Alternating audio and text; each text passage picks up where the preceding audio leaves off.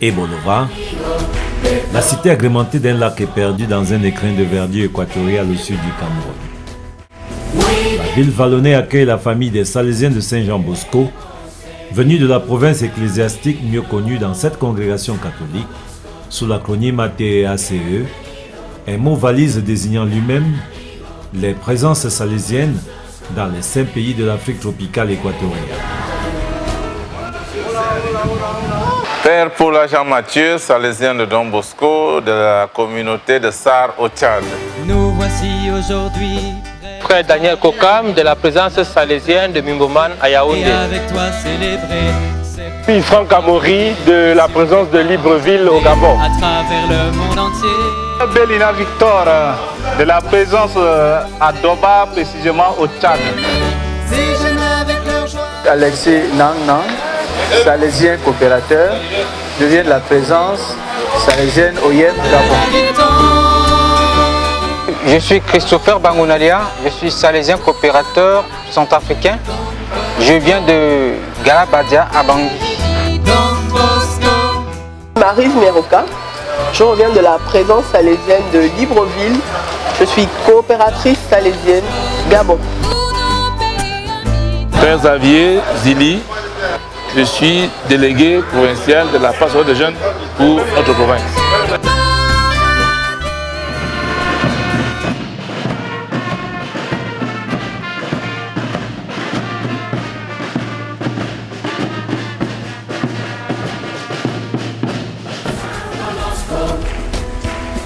Suscité chez les jeunes, dont il a la charge, des responsables qui s'enthousiasment de la pédagogie salésienne et en faire de bons chrétiens et d'honnêtes citoyens. Ici on parle alors d'éducation préventive.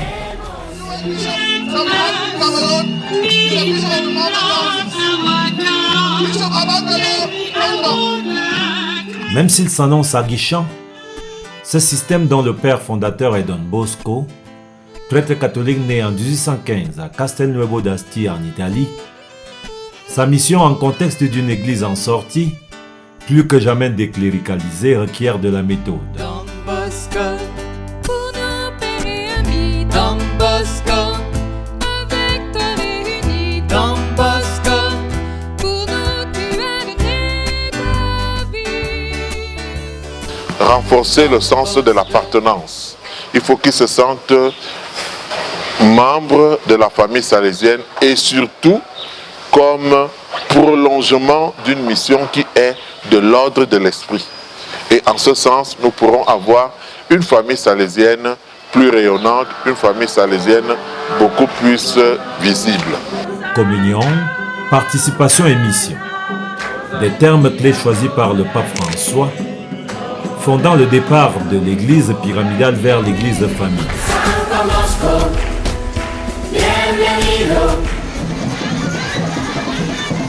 C'est pour cela que le concept de nouvelle évangélisation est né. C'est pour montrer que même si la mission de l'Église reste la même, hier, aujourd'hui et demain, les méthodes sont dynamiques, la mission est la même, elle peut être statique, mais les méthodes de la mission sont dynamiques. Et les personnes aussi doivent faire preuve d'intelligence et de sagesse pour pouvoir adapter les méthodes missionnaires à leur contexte et à leur époque.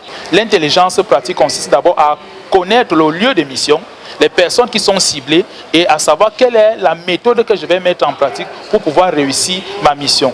Le salésien, en s'adressant aux jeunes, ne peut pas utiliser une méthode qui est adaptée peut-être aux malades.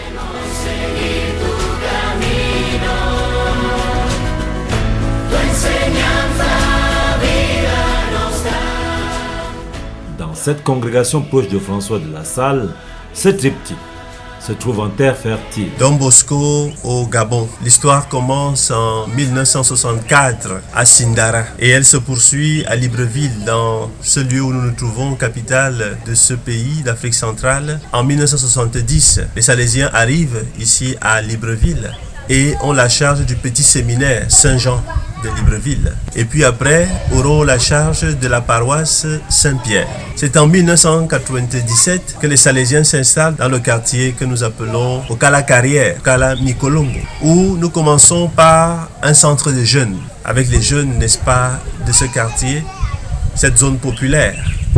Après le centre des jeunes, qui est ce lieu où les jeunes viennent, environ 400 jeunes par jour, viennent pour des activités diverses, ludiques, sportives, culturelles.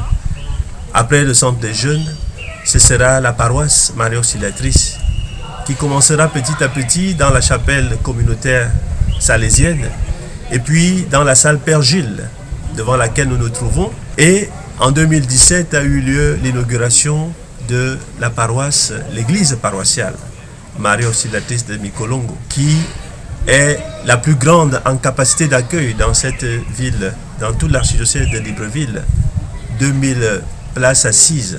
Et c'est dans cette paroisse que se développe la pastorale, aussi bien des jeunes que des adultes.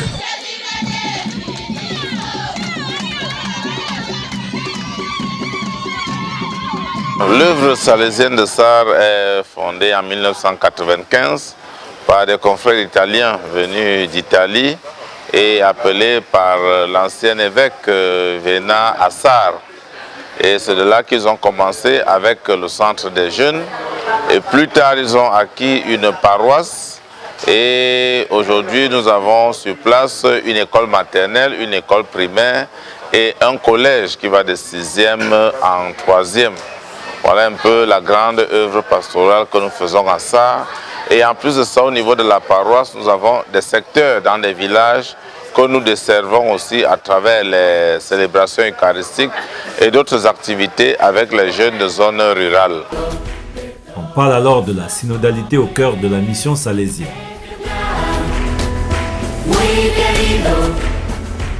Il faut dire que dans la synodalité, c'est tout un écho, c'est un élan de l'esprit à travers la pastorale de l'Église. Une pastorale qui se veut une pastorale d'ensemble, puisque derrière le mot synodalité, il y a la double réalité, le choix de Dieu et l'envoi. Tout chrétien baptisé est élu et envoyé. Et le sens de la synodalité vient encore nous aider à comprendre qu'au niveau de la famille salésienne, nous avons besoin de vivre plus concrètement une convergence dans l'agir de l'Église. Ça veut dire que, étant membre de la famille salésienne, tous nous avons à unir nos forces. Nous avons à peaufiner notre regard pour travailler ensemble. Et qu'il alors de la fidélité à sa doctrine?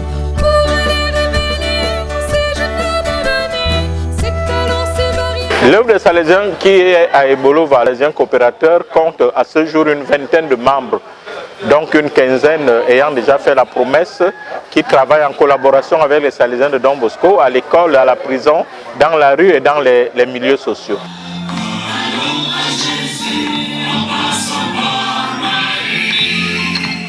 Je suis le fruit de cette première présence des Salésiens à Bafia, parce que j'ai été, ma vocation est née chez les Salésiens, parce qu'on ne connaissait pas les filles de Marie Auxiliatrice. Aujourd'hui, Bafia, on regrette beaucoup déjà que les Salésiens sont partis de la mission et on sent vraiment ce vide. Et aujourd'hui, nous, comme sœurs salésiennes qui sommes arrivées après ce départ-là, on se sent un peu orpheline, parce que nous avons besoin vraiment de l'appui des pères pour mieux travailler dans ce champ de mission que Don Bosco nous a confié. Avec Don Bosco, qu'est-ce que le jeune va devenir après s'être formé dans notre centre de formation? Donc, le défi d'aujourd'hui, le défi que le Salésien a aujourd'hui, c'est celui de former le jeune et s'assurer que ce jeune-là a été inséré dans le monde professionnel où il gagne sa vie. Et les jeunes ont besoin qu'on leur propose des choses concrètes pour pouvoir se faire former. Cette formation-là qui va aboutir à un emploi.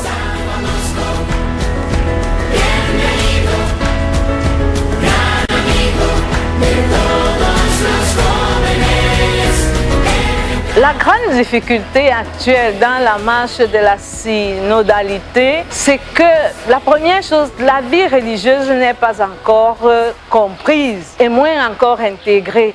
Donc le contexte n'accueille pas de voir des femmes choisir librement de suivre le Seigneur. lié à ce problème de fécondité et quoi que ce soit. Mais la deuxième chose, c'est que par rapport au prêtre, on voit la messe que le prêtre célèbre, mais la sœur, son travail n'est pas bien connu. Alors, par rapport aux jeunes, il y a beaucoup de dépravation de mœurs. Le manque de famille fait que les jeunes n'ont pas d'appui et l'éducation doit trouver son appui dans la famille. Nous voici aujourd'hui près de toi réunis, là pour te remercier et avec toi célébrer ces projets par milliers qui sur tes Ici à Ebolova, à son congrès pionnier en Afrique tropicale équatoriale, le charisme de Don Bosco, le saint patron des éducateurs, des apprentis, des éditeurs et des illusionnistes, déclaré bienheureux en 1934, fixe sa riche tradition dans l'ATEACE. Au niveau provincial, c'est quelque chose qui apporte du dynamisme, une nouvelle manière de voir la pastorale, de gérer les jeunes, non seulement les jeunes, tous les groupes de la famille salésienne. Donc travailler ensemble, travailler en groupe, travailler en commun. Hein, c'est un peu ça, vous voyez qu'on se retrouve tous les pays d'Afrique centrale, sauf le Congo. C'est pour montrer l'unité que seul on ne peut pas. Donc les autres groupes que nous avons aussi dans nos œuvres, nous avons besoin de travailler en connexion pour mieux penser la pastorale. Que les Salésiens soient fidèles à Don Bosco.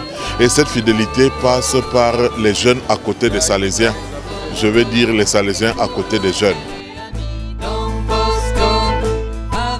Pas seulement à Ebolova, mais dans différentes maisons salésiennes, nous avons constaté que au fur et à mesure, l'effectif diminue, soit au niveau des centres de jeunes et l'oratoire. Pourquoi cette diminution?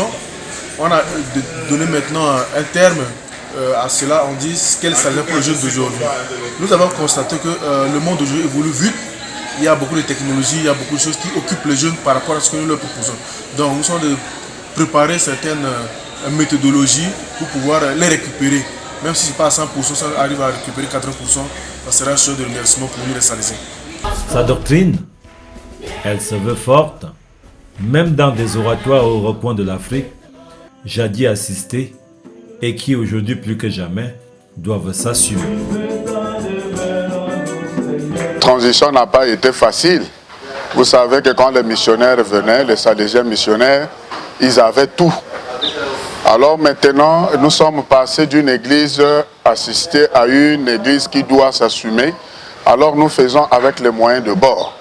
Donc nous sommes en train de travailler pour qu'on puisse aussi créer autour de nous des moyens locaux.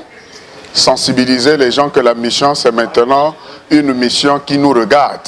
Ce n'est plus le missionnaire salésien d'hier qui venait avec tout. Et nous devons travailler pour que nous puissions bien mener cette mission que le Christ a bien voulu nous confier par le biais du charisme de Don Bosco.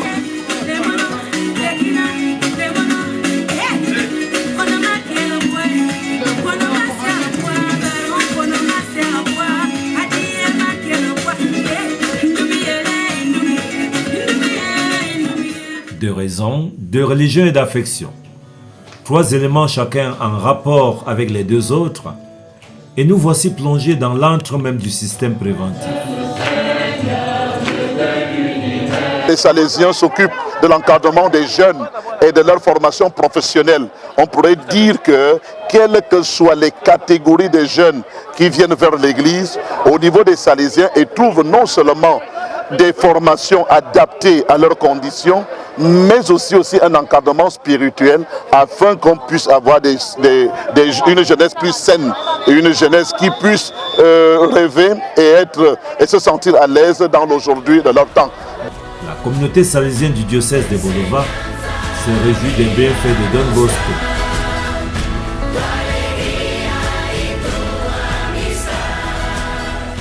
Ce congrès a été pour nous aussi comme une réalité qui vient pour attiser et couronner ce que nous avons l'habitude de faire au niveau de notre pastorale ici. D'abord, le congrès est tourné autour de Don Bosco, Et dans tout ce que nous faisons ici, nous prenons Don Bosco comme modèle en ce qui concerne notre charisme à nous. Donc, parler encore de la synodalité et de notre province, de notre congrégation, pour nous, c'est une façon de rendre Saint-Jean Bosco plus proche à travers toutes les entités qui constituent la famille salésienne ici à Ebolova. Les présences salésiennes de Don Bosco, 14 000 dans 93 nations s'occupant d'écoles, d'oratoires, des centres de jeunes, des paroisses et des établissements d'action sociale, mériteront la proclamation par le pape Jean-Paul II en 1988 de Saint Jean Bosco comme père et maître de la jeunesse. Avec Don Bosco, c'est la joie.